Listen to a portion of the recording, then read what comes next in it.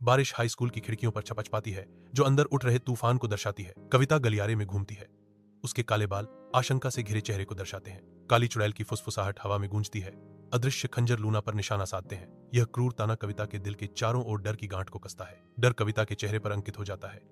फिर भी वह आगे बढ़ती है, न्याय के सागर के खिलाफ।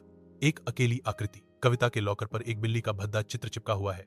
एक क्रूर ताना जो उसके दिल को छेदता है। जैसे ही लोकप्रिय लड़कियों के ताने और उपहास कविता के आंखों में आंसू भर देते हैं। चमकदार कवच में एक शूरवीर की तरह राज आता है।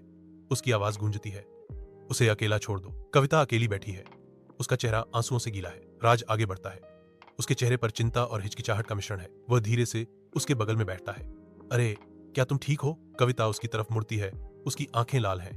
तुम्हें परवाह क्यों है? स्कूल के पुस्तकालय की शांत गुनगुनाहट के बीच राज ने कविता को अपनी कला में डूबा हुआ पाया। राज आगे बढ़ता है और एक दृढ़ निश्चय के साथ वह उसके बगल में बैठता है। चुप्पी तोड़ता है। राज सांस लेता है और पूछता है, कविता, क्या तुम मेरे साथ बाहर चलोगी? कविता आश्चर्यचकित होकर चुप हो जाती है।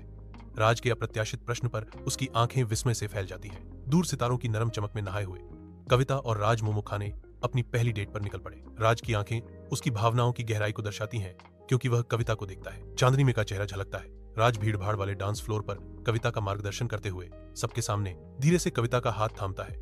उनकी उंगलियां घूमती रोशनी के बीच आपस में उलझ जाती हैं। वह उसकी आंखों में देखता है। उनके चारों ओर की दुनिया एक नरम धुंध में फीकी पड़ जाती है। अपनी कोमल आवाज में एथन फुसफुसाता है, तुम सुंदर हो। कविता की ओर देखती है। उसकी आंखें नृत्य की जगमगाती रोशनी को दर्शाती हैं। वहां मौजूद सब लोग बहुत हैरान होकर देखते हैं।